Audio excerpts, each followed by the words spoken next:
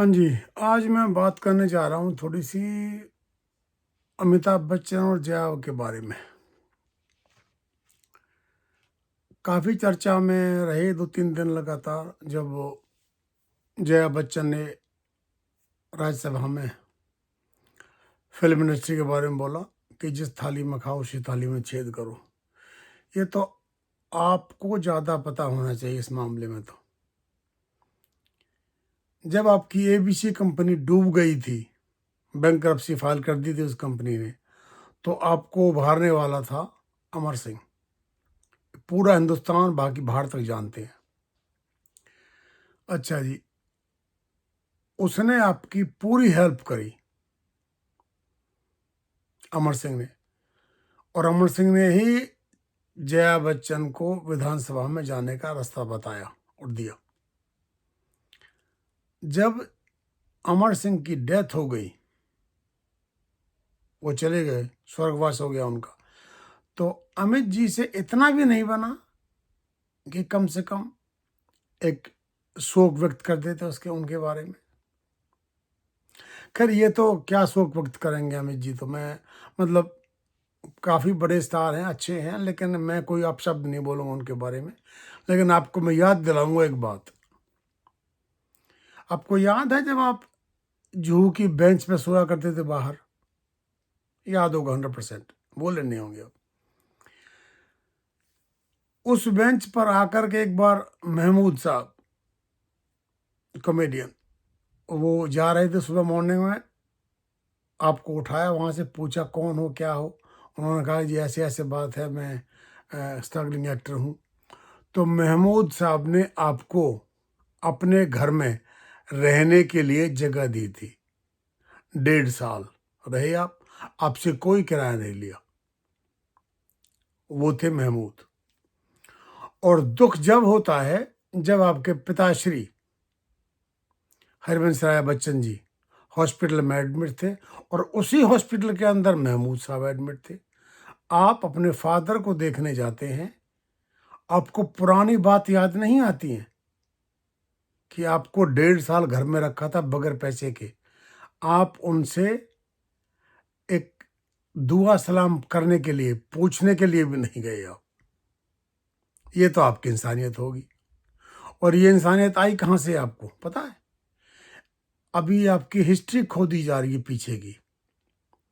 आपको शायद ये पता नहीं पता हो है, आपके जो लास्ट नेम है वो बच्चन नहीं है, वो श्रीवास्तव है। आप श्रीवास्तव से बच्चन कैसे बने?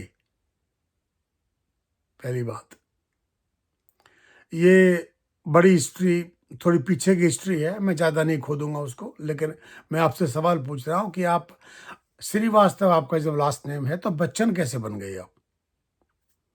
क्योंकि आपके फादर थे, वो बच्चों जैसी हरकत करते थे। नेहरू जी ने ये नाम दिया था। दूसरी बात, अब आई बात नेहरू जी की। आपकी माताश्री इलाहाबाद में, यानी प्रयागराज जो अभी है, वहां पर मुलाकात हुई इंदिरा जी से। इंदिरा जी और आपकी मम्मी हम उम्र, उनकी एज तकरीबन एक ही थी। ये देखिए,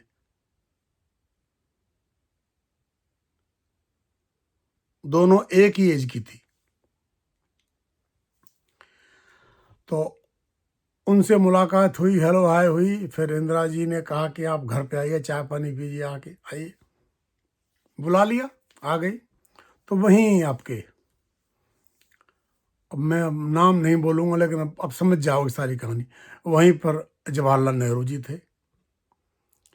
और नेहरू जी आपको पता है कितने दिल फेंक इंसान थे। धीरे धीरे धीरे धीरे मुलाकात बढ़ने लगी।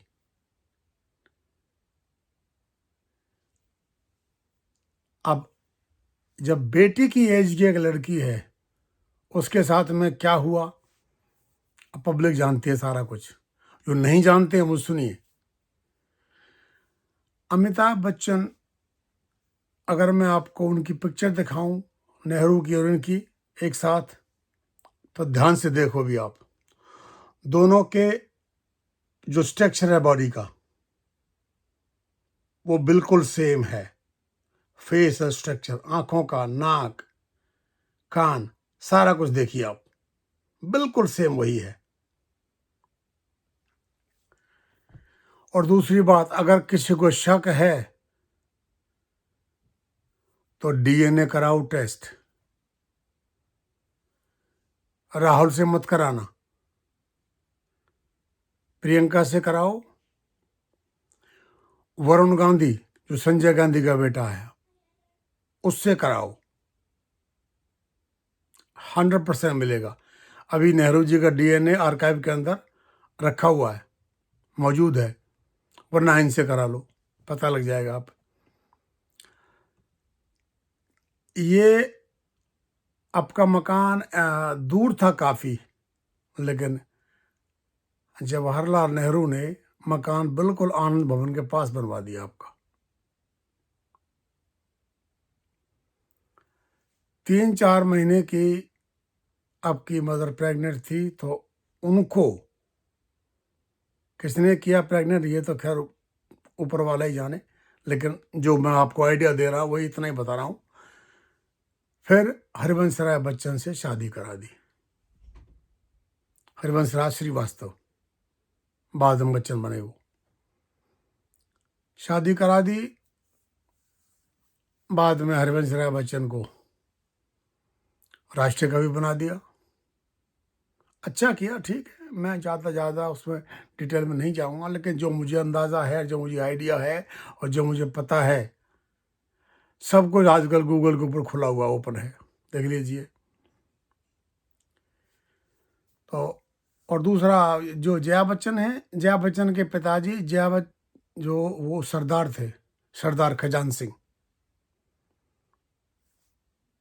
उत्तर प्रदेश में अवध थी, ब्रिटिश टाइम के टाइम में अवध था, उसके वहाँ के रहने वाले थे। दोनों में, यानी कि नाना के साइड में और दादा के साइड में, एक भी आदमी 6 फुट का नहीं था। सभी की हाइट 5'8", 5'9", 5'6", 5'7" के ऊपर थी। हरिवंश राय बच्चन की हाइट भी 5'6" ही थी। मम्मी तेजी बच्चन की हाइट 5'4" थी। तो अमिताभ बच्चन की हाइट 6'2" कैसे हो गई? लॉजिक सोचिए। जवाहरलाल नेहरू की हाइट 6'2" थी। अच्छा जी, दूसरी बात, अगर आपको ध्यान हो, इंदिरा जी को इस बात के बारे में पता था कि अमिताभ बच्चन कौन है। अगर आपको ध्यान होगा, जो पुराने आदमी हैं या सुना होगा, गूगल मिल जाएगा आपको, कुछ भी पूछ लोगे आप, तो वो ये कि जब अमिताभ बच्चन को चोट लगी थी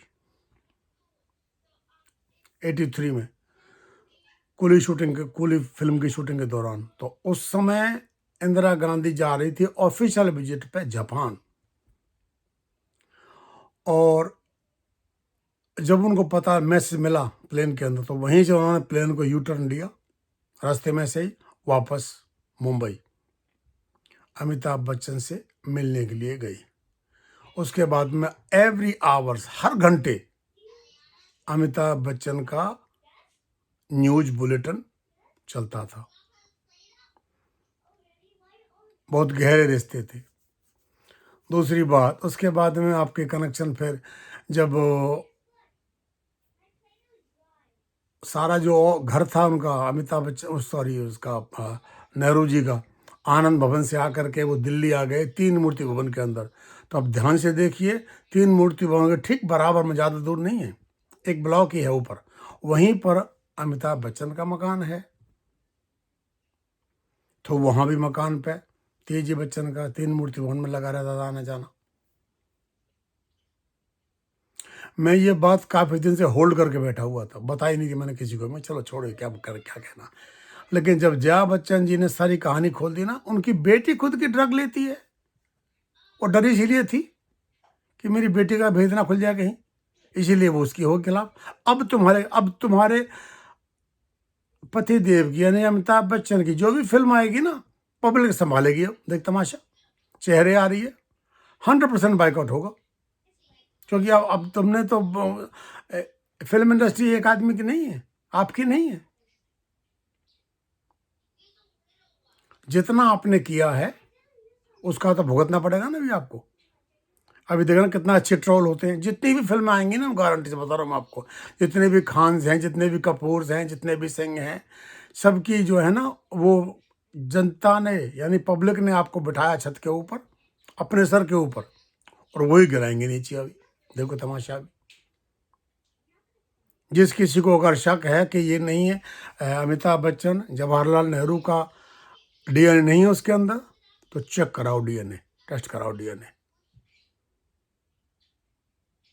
उसके बाद पता लग जाए कौन कहाँ क्या कैसा है। ठीक है ना, यही मैंने बताना था आज। तो काफ़ी दिन से मैं बैठा था, मैं बोल इतने बड़े आदमी नहीं बोलना चाहिए, अच्छी बात है यार, लेकिन आपकी धर्मपत्नी ने काम खराब कर दिया सारा, उसलिए खोपड़ी घूम गई। इसी वजह से मुझे ये सब काम करना पड़ा। नहीं तो मैं नहीं कहना चाह रहा था, ये मेरे को बहुत पहले से पता, सारी कहानी किसका ही, बहुत पहले से। ठीक है जी, ओके, अच्छा लगता है ना तो बताना दूसरों को। Thank you.